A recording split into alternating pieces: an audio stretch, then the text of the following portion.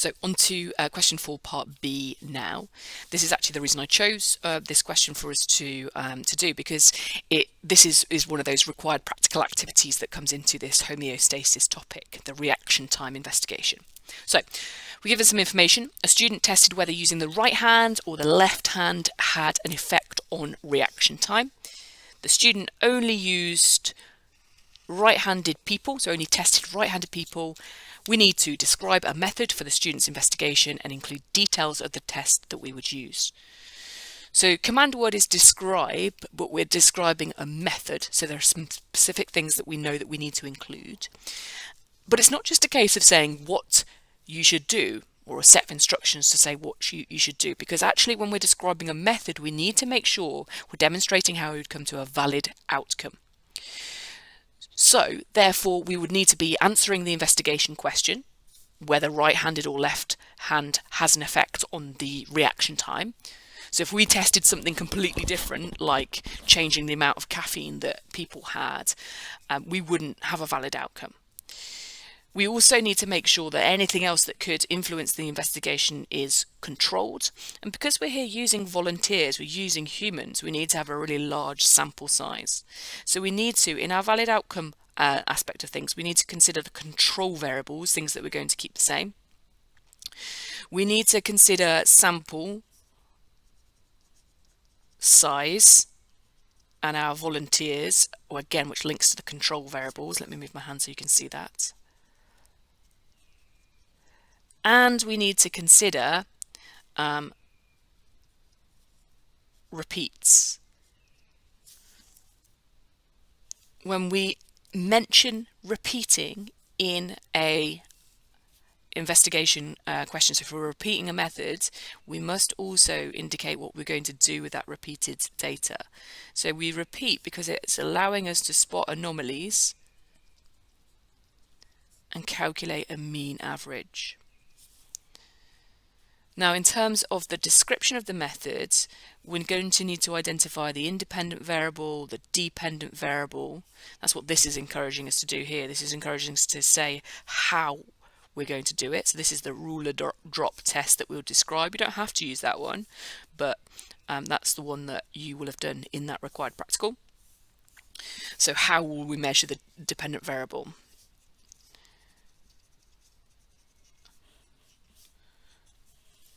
And this is where we'd actually describe what it is that needs to be done. Now, there's always some key bits of information we can use from the question. So, for example, investigating whether the right hand or left hand had an effect. That's the independent variable. We are changing hand. We're going to describe the dependent variable. So the dependent variable, we're measuring reaction time, but how do we do that? So that is, reaction time is the dependent variable, but we need to be able to say how. We get a bit of an insight into a control variable. The person only tested right-handed people, but we do need to give some more depth to that. So in terms of approaching this, a couple of ways you could do it. You could actually be really explicit at the start and say what those variables are so that you know that you've covered that. Then you can introduce the method and then give an indication of how many repeats you're going to do, what your sample size is going to be, and your sort of control variables and so on. Or you could do it the other way around. You could start with the method and then add those things in later on. So if we have a little think back to that ruler drop method, then if you remember, when you conducted the ruler drop, you were in teams of at least 2, and person A sat on a chair with their arm resting over the edge of a desk and their hand overhanging the edge of the desk. The other person placed a ruler above person A's hand, told them to prepare, and then without warning they drop that ruler and person A catches the ruler. Okay, I've just got a 15 centimeter ruler here. You would have used a meter rule. So that ruler is dropped without warning, and then person A has to catch it as fast as they can, and then our reading is by looking at where we caught that on the ruler, and you'd need to agree and always use the same point. So for example, from the top of the first finger or from the top of the thumb, if you're always using the same point, then that's an important control as well. So in terms of describing that, absolutely do like I did there, person A and B, or 1 and 2, describe what they're going to do, and then we can bulk this out with the how we're going to get that valid outcome. So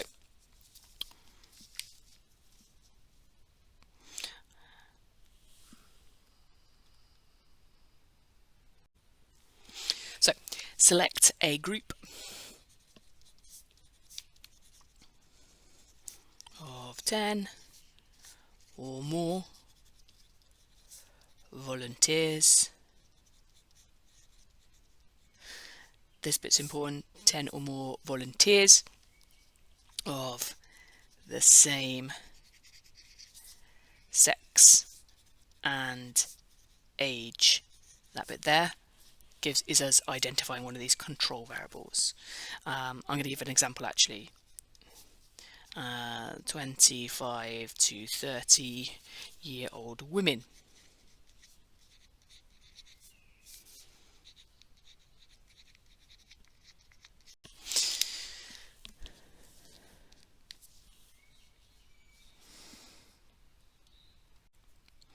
Now that we've got our sample, we can say how we would test the reaction time. So I'm going to describe the ruler drop test. As I say, it doesn't have to be this, but it does need to produce that valid outcome. So use the ruler drop test to test the reaction time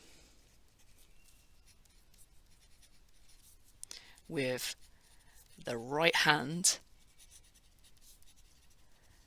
of each volunteer.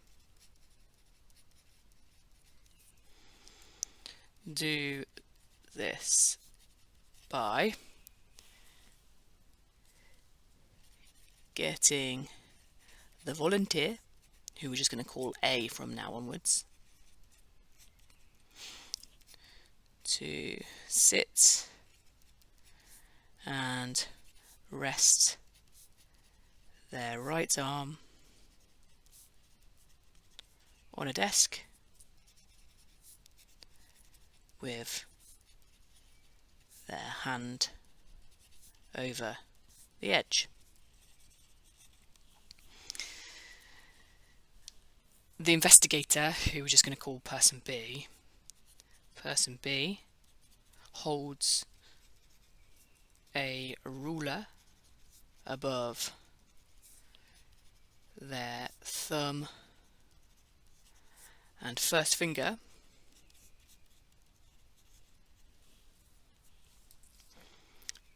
and drops it. Person A catches the ruler as fast as they can,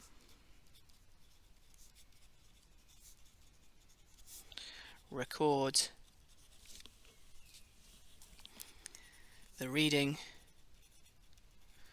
from the ruler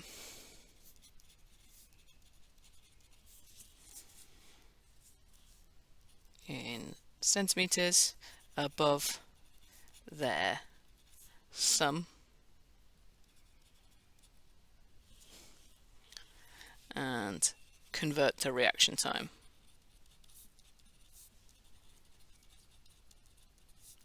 So we'd use a conversion table to do that.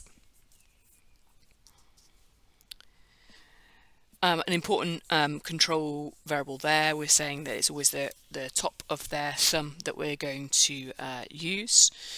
And then what we're going to emphasize now is that we need to repeat that. We need to repeat that for each person 3 times with that right hand. We also then need to repeat it with the left hand, and remember we said whenever we're talking about repeats we've got to talk about anomalous results and calculating a mean. So again, run out of space, we need to make sure we're clear as to where we're going to continue our answer. So you do that on your extra page sheet, and again you give an indication. So this is question 4, part B, continued. So we know then that we have just started to describe the ruler drop test. We just need to then finish off what we would do with that. So repeat at least 3 times for each hand. Repeat 3 times for the right hand.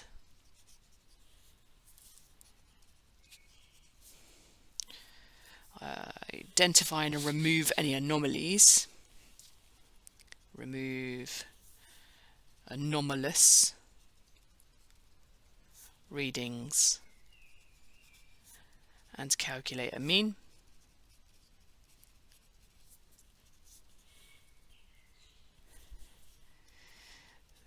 Then repeat with the left hand. So here we are indicating our independent variable. It might be worth just writing that in brackets, independent variable.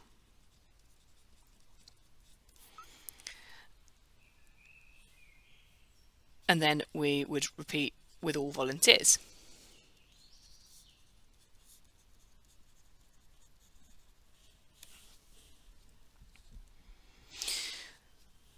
Okay, so things then that we also need to consider to make sure we've got this valid outcome. We've said already that our volunteers are same sex in age. We would also need to consider some of the things here, doing it at the same time of day for each one, comparing first thing in the morning to the end of a long day. So same time of day, we need to make sure that they had, we're controlling all other factors that might affect this. So the amount of practice that somebody's done in this would affect reaction time, how much coffee or caffeine they've consumed during the day, how much sleep that they have had, what distractions there are whilst they're doing it. So we're going to add that on here at the end. Make sure all volunteers do this at the same time of day.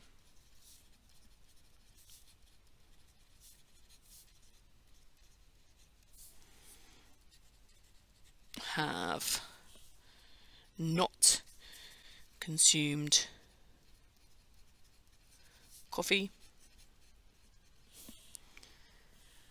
and have had the same amount of sleep.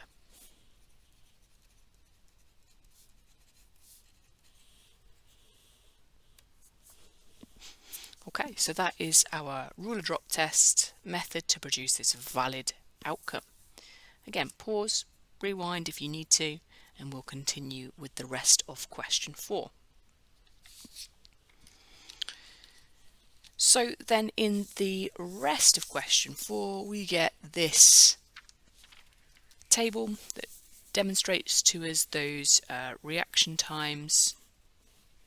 Sorry, I've just thought of one more thing we'd want to add on here. Apologies, I should have included this. Remember, the whole point of this is to compare the results for the left hand and the right hand. Okay, if we don't mention that, then we haven't necessarily drawn our conclusions. So compare reaction times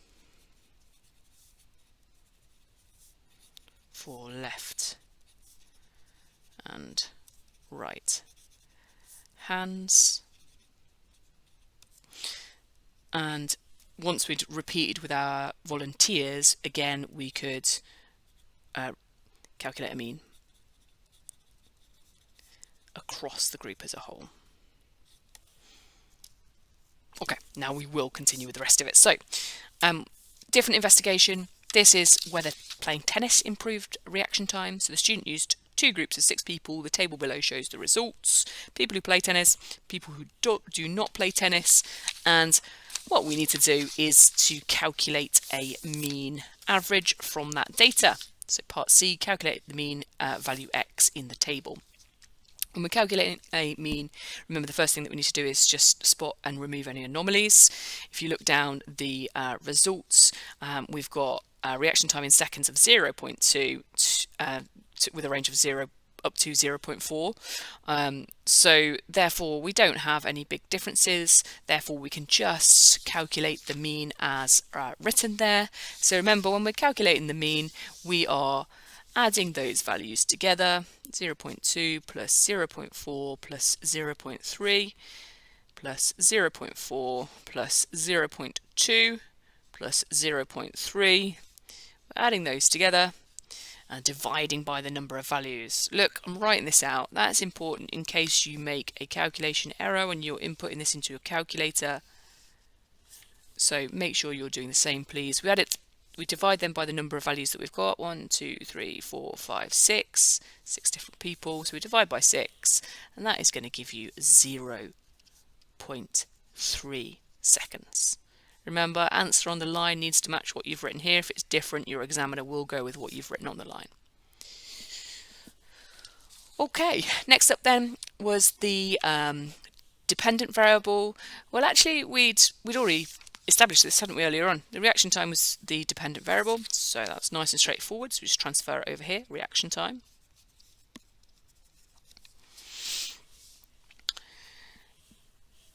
And we can see that from this table of results as well, look. Okay, so the reaction time in seconds, and then our independent variable being whether or not they play tennis. And then the student concluded playing tennis improves reaction time, give one piece of evidence which supports the conclusion. Well, actually, people who play tennis have an overall faster average reaction time. Okay, so that supports it. However, this bit here wants a piece of evidence that does not support the conclusion.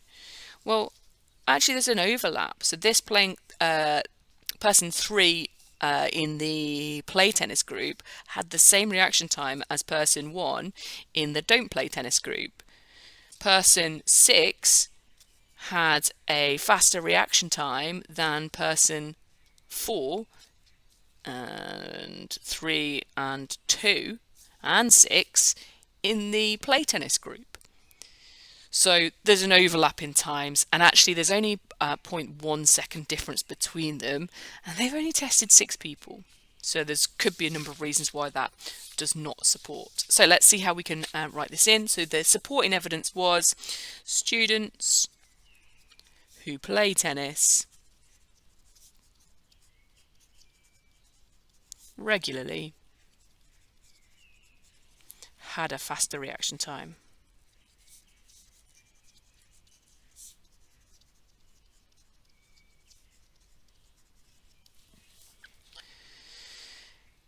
The pieces of evidence then that do not support the conclusion, a couple of things that you could have had here. You only needed one, so there is an overlap.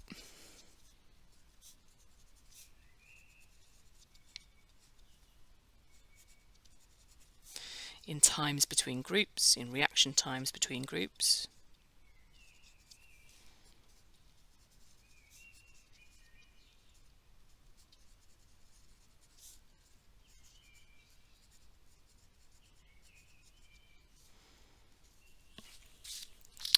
We also, remember here, have identified that there was only a small difference in those mean values, so we can pop that in as part of our answer as well. There was only a small difference.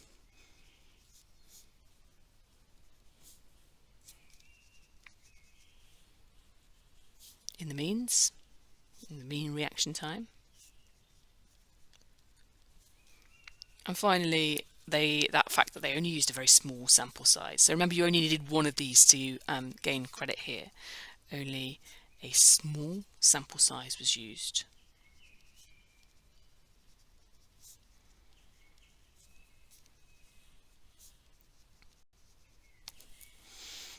Okay, super, well done. That's question 4. So question 5 takes us back to those hormones involved in the menstrual cycle. And this is an example of a higher demand question. So we're presented with a graph here, and that shows us the hormone concentration in arbitrary units of FSH, LH, estrogen and progesterone.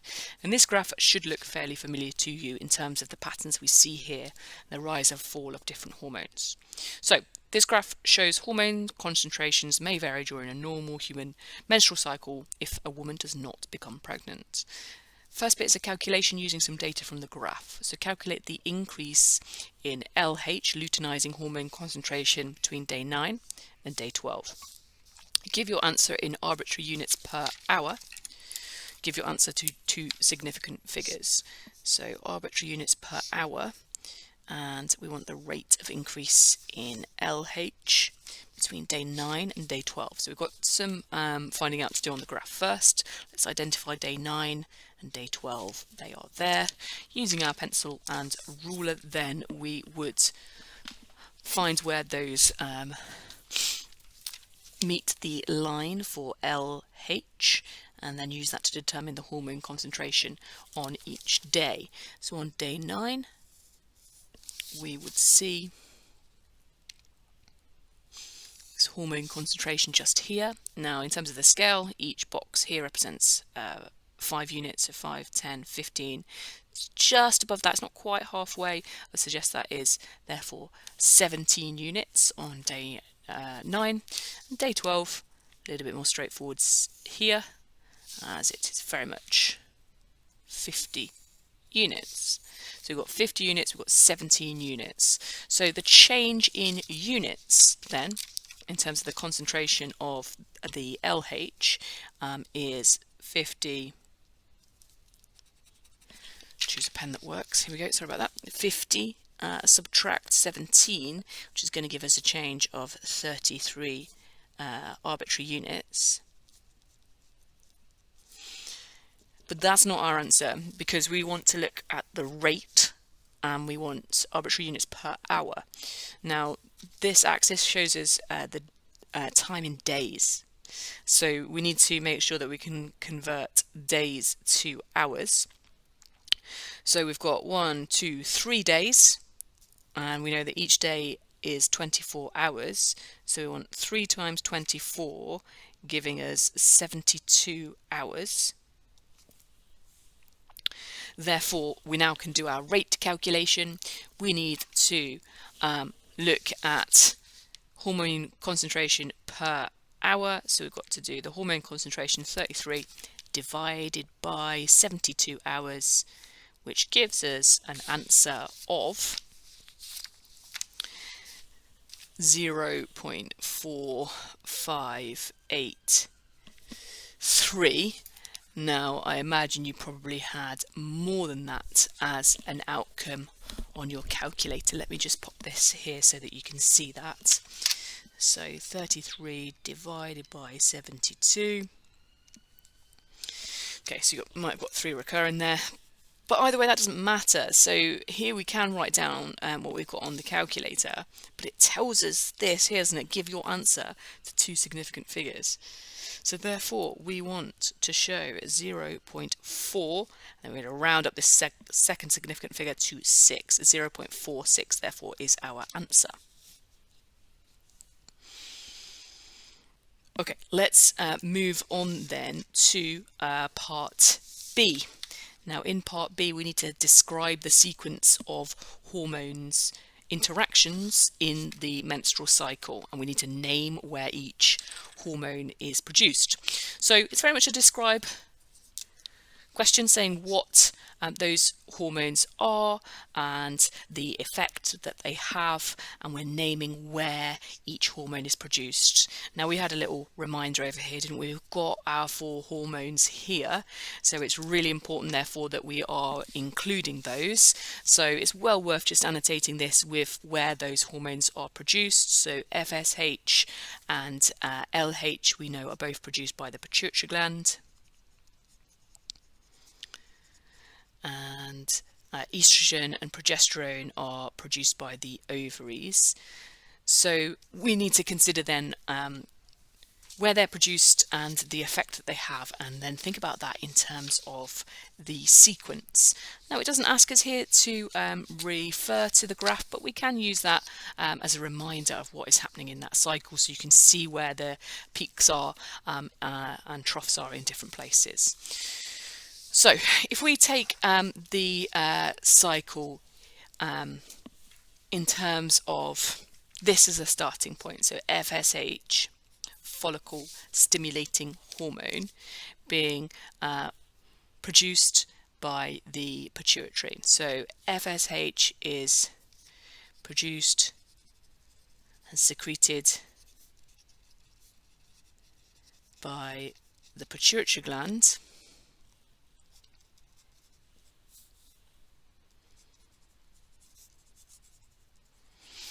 and this is traveling in the blood. Remember, hormones travel in the blood, and this stimulates an egg to mature.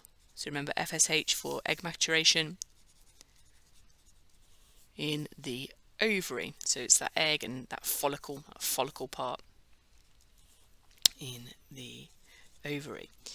So the FSH has reached the ovary in the blood. It's causing that egg and follicle to mature, and then we get the ovary producing estrogen. So it also, FSH also stimulates the ovary to secrete estrogen.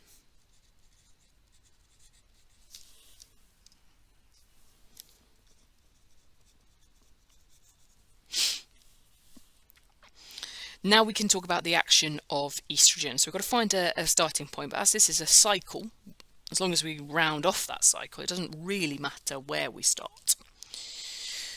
So we're now going to talk about the effect of estrogen. If you remember, estrogen is causing that uterus lining to thicken, and that's important. If the egg that is maturing after it's released is fertilized, then it needs to be able to embed into that lining of the uterus. So the estrogen causes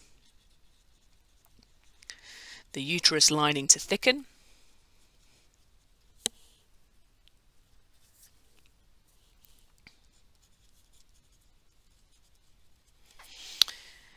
but it also travels in the blood back to the pituitary gland, and it is inhibiting the production of FSH. So the level of FSH decreases.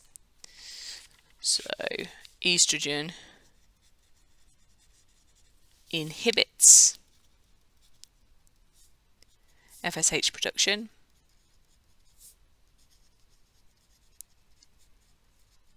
but stimulates the pituitary to produce LH, luteinizing hormone.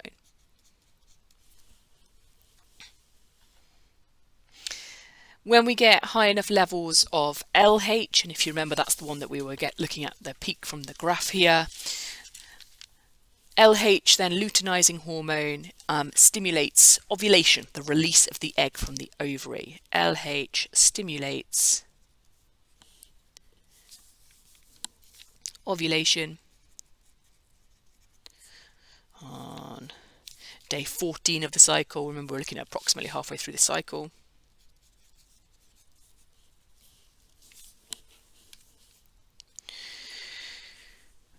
Now we've got this egg released. It has the potential to be fertilized as it moves down the oviduct. So if that's the case, then it would need to implant into the lining of the uterus. So in order to maintain the lining of the uterus, progesterone is released. So progesterone is secreted by the empty follicle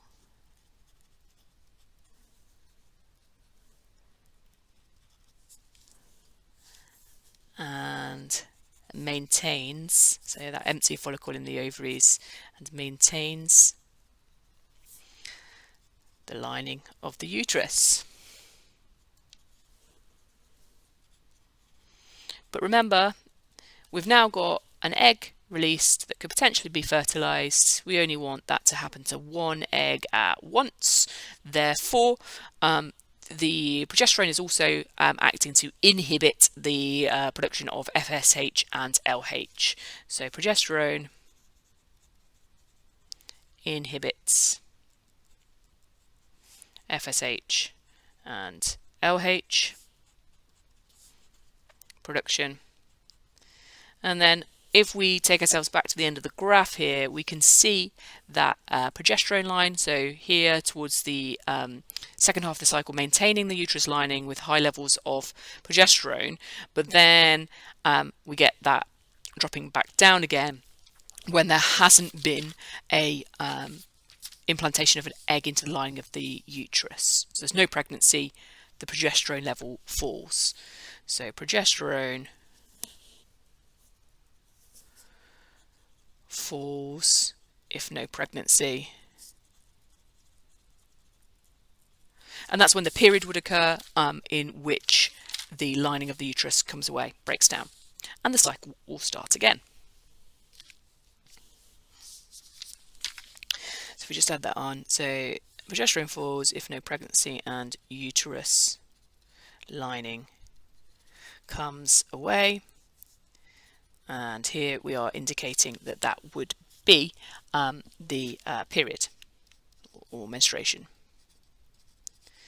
Again, I've gone off the edge of the page there. It's not ideal to do that without indicating to the examiner where you have written, so make sure that's done, and that's really important.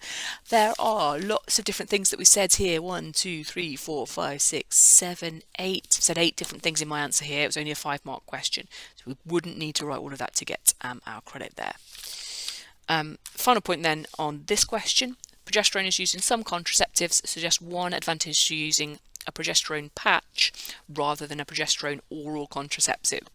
This links back to what we were saying earlier in a previous question, that oral contraceptive or pill needs to be taken daily in order to have its effect, whereas this patch, you wouldn't therefore have to remember to take it. So there's less risk then associated with forgetting to take it and the levels of the hormones dropping and somebody therefore not being protected against pregnancy. So we can put that in as our point. Don't have to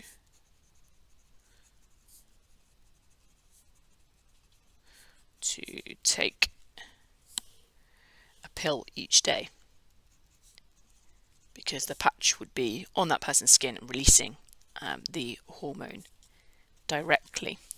And also it goes directly into the bloodstream. Now, one of the problems with those oral contraceptives, if somebody vomits and that is too soon after they have taken their pill, then potentially that would mean that they are then losing the effect of that hormone. It's not entered their system properly. Another thing that we could say is that we're going to be getting a lower dose here, and therefore there would be fewer side effects. So a couple of ways you could have answered that question. Okay, well done on question 5. So our final question in this video is question 6, which quite nicely starts with a definition of the term homeostasis. So if we are defining something, we're saying what it means. Now we can take the etymology of the word homeostasis, that homeo part meaning the same, stasis sort of coming from words that meant standing still, but obviously we've got to apply that to organisms. So it's about this keeping the same of these internal conditions, or maintaining internal conditions, and that's so that the cell can complete its cell's activities at its optimum. So providing the optimum conditions for enzymes, for example. So homeostasis is the maintenance, or you could use the terms regulation or control of internal conditions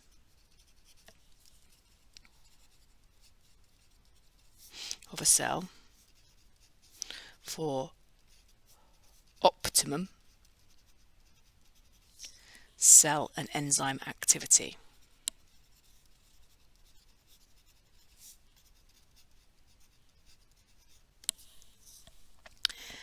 Next then, we are asked to name a hormone. Name a hormone. So hopefully that's already sparking in your mind names of the hormones that you've learnt. And this is the one that is involved in blood glucose concentration if it falls too low.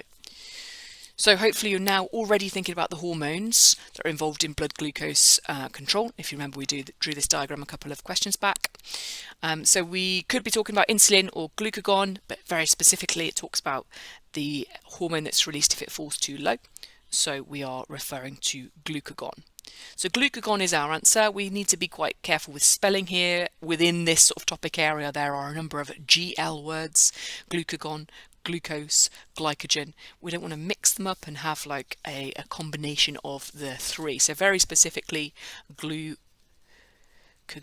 is our answer. Okay, the rest of the question then continues about blood glucose control, but it refers to this condition, diabetes, in which control of blood glucose is not done effectively. So again, hopefully that's sparking in your mind the differences between type 1 and type 2 diabetes, which we'll come on to in a moment, but we get some information that we now need to use. So 2 people were sent to hospital to find out if they do have diabetes, and this is the method that the hospital used. So don't eat or drink after midnight, that's called fasting. Measure the blood glucose concentration at 9:30 a.m. So we can see that starting point here, their starting blood glucose points. They're then given a glucose solution at 10 a.m. We can see therefore a big increase in blood glucose concentration. And then over the course of 3 hours, so over time, we're measuring the blood glucose concentration for the next 3 hours.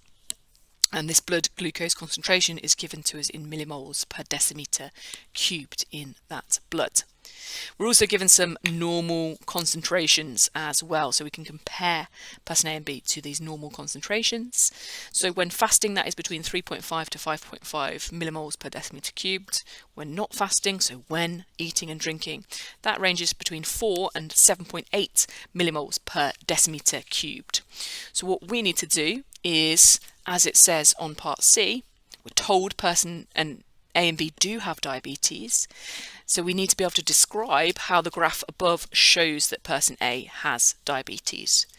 Describe command word again is saying what. So saying what happens, saying what we see in the graph here, and we're interested in person B. So describe how the graph above shows that person B has diabetes.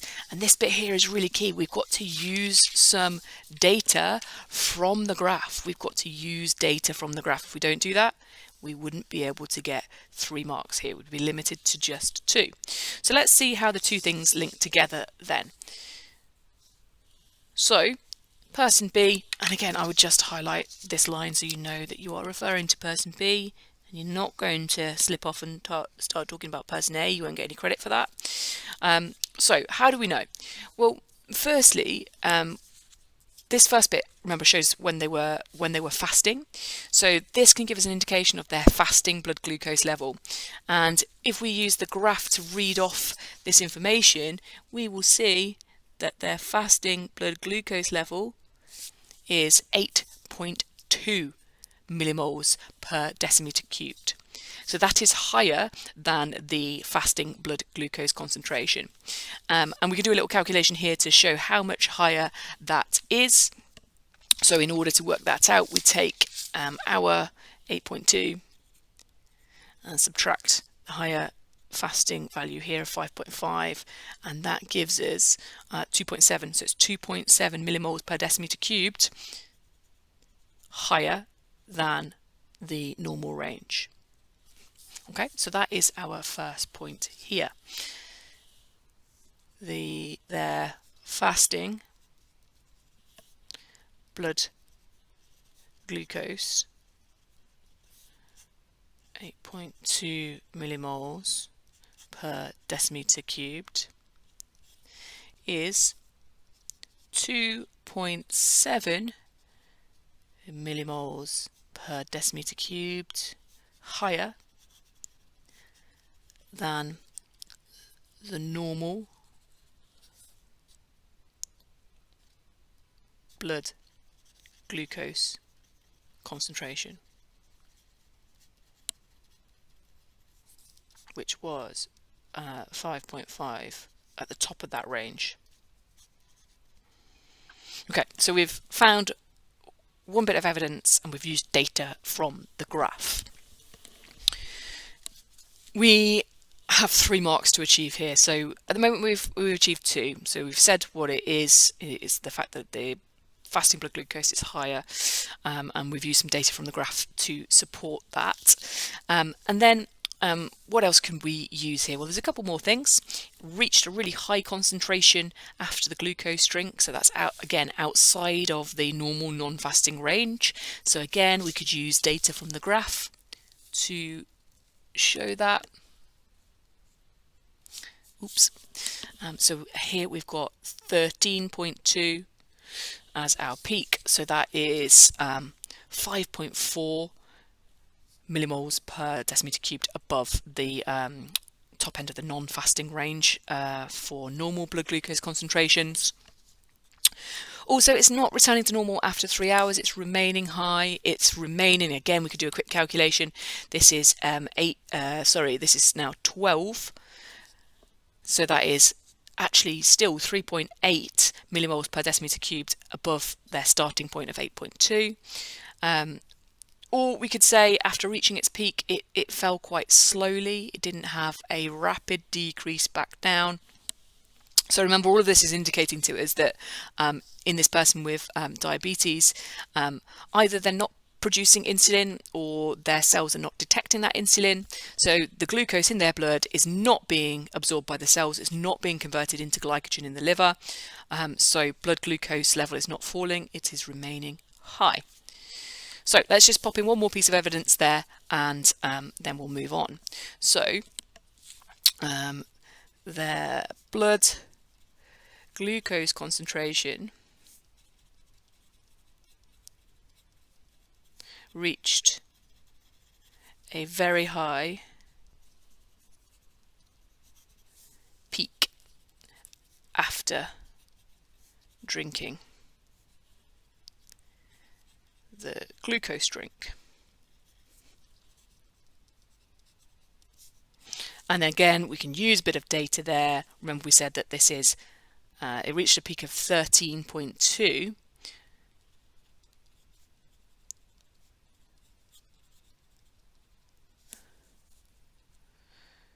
which was 5.4 millimoles per decimeter cubed higher than the normal range. So we've got 2 pieces of evidence supported by 2 bits of data from the graph. As we said, we could have referred to the fact it did not return to normal after 3 hours, or that it was this gradual decrease rather than a rapid decrease. Okay, so we know that person A and person B have diabetes, and they've got this evidence of this high blood glucose concentrations. Then they are tested to measure the concentration of insulin in their blood when they were fasting. And again, we've got some data here. So person A, fasting blood insulin concentration is 280 units. Normal range is 50 to 175. So this person is producing insulin.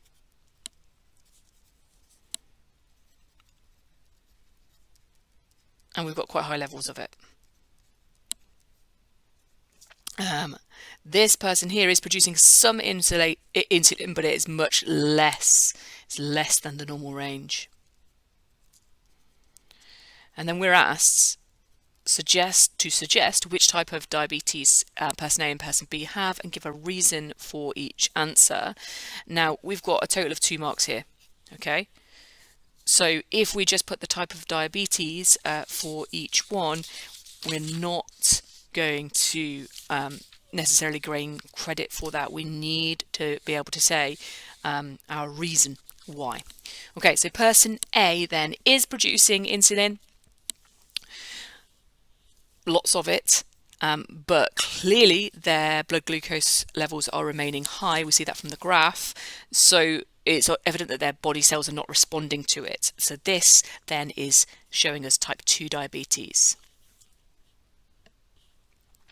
The reason, and we know that then, so lots of insulin is produced, but the body cells are not responding to it.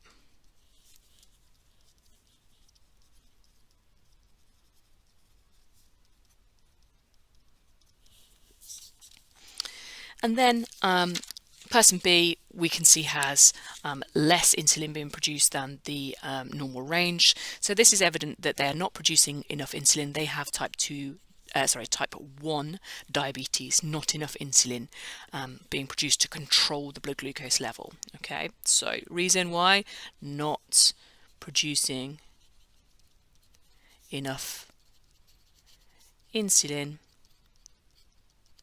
to control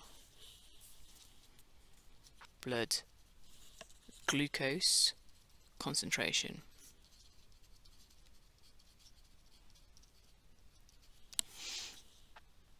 Good. Okay, the final part to this question then is quite an interesting one. It gets us really to put our knowledge into a different context, and it's really, really great to practice this. And it also reminds us that we might get given things that are outside the examples that we have experienced, unfamiliar contexts we call them. So for part E, we're told about this toxic hypoglycemia syndrome, or THS, and it has caused the deaths of hundreds of starving children in some tropical countries. And we get some information about this. Starving children had nothing to eat all day. Starving children then eat many of these lychee fruits, and the lychee fruits contain a molecule which stops an enzyme in the liver working, and that enzyme normally converts stored fats into glucose. Okay. Children who have eaten during the day, are not affected. However, starving children not eating all day, and then eating many lychee fruits, they may die as a result of that. But children who have eaten during the day are not affected by those lychee fruits, and we need to be able to explain why. Okay, so we are here thinking about aspects of this, okay, and you'll see the question refer to this idea here, that lipids are being converted into glucose, and we're seeing that that happens in the liver and is controlled by an enzyme. But what we're seeing is that this enzyme is not working, so lipids are not being converted into glucose. Okay, so let's see what the problem is here then. So the starving children have had nothing to eat all day, therefore any stored glucose as glycogen, that glycogen will have been broken back into glucose. Okay, so the starving children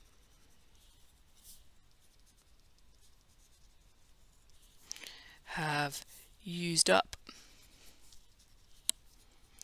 their glycogen stores. So that glycogen would have been converted into glucose so that their cells can continue to respire. Therefore, their glucose levels drop. So glucagon would be produced, so low glucose levels. Glucagon would be produced. Glycogen has already been converted into glucose. The lipids or fats could be converted to glucose, but what we're saying is that that cannot happen. Okay? So therefore,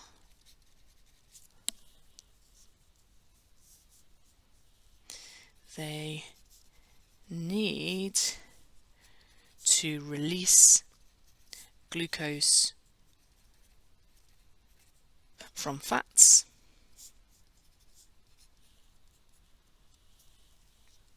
However, the enzyme in the liver that does this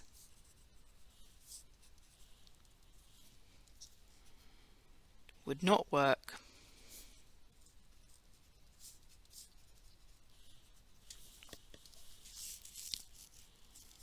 due to eating the lychee fruits.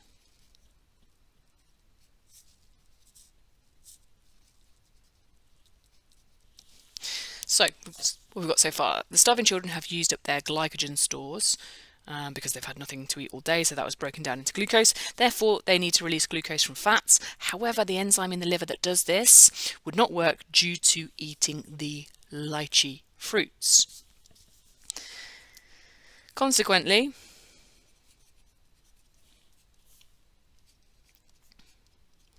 they have very low glucose levels.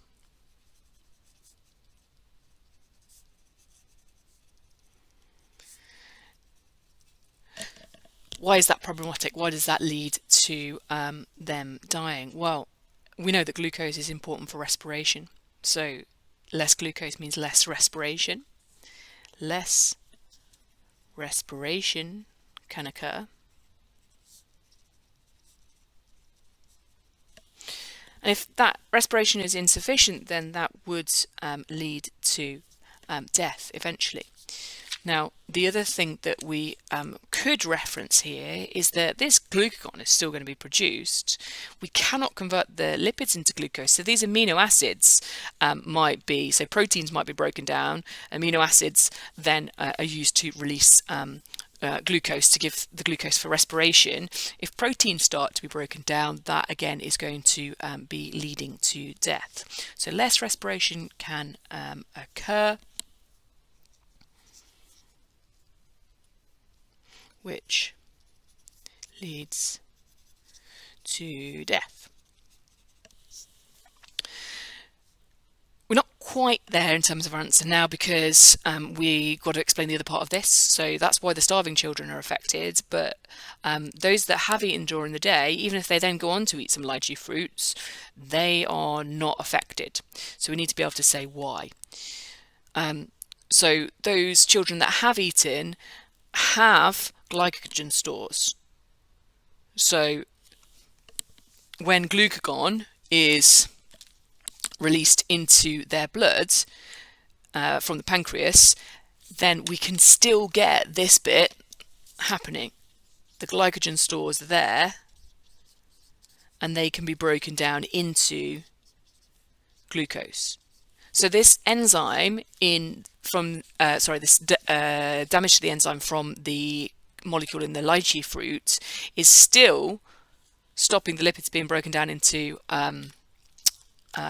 glucose, but because they had glycogen stores because they'd been eating in the day, then they are not affected. So let's just add a note to show that, just to round this answer off.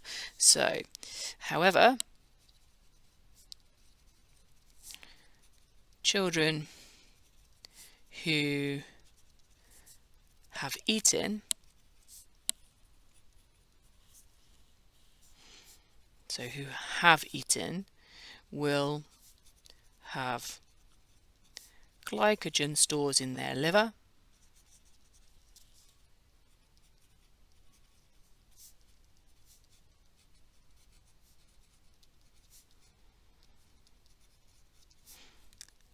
so this can be broken down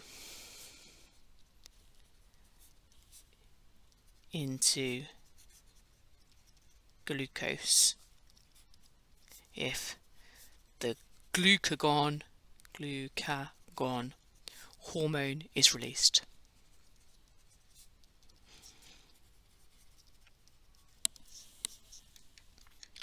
So there we have it, our 6 questions on the homeostasis topic. Pause, rewind, go back through those if you need to, and complete those other independent practice questions. Thank you very much for your hard work.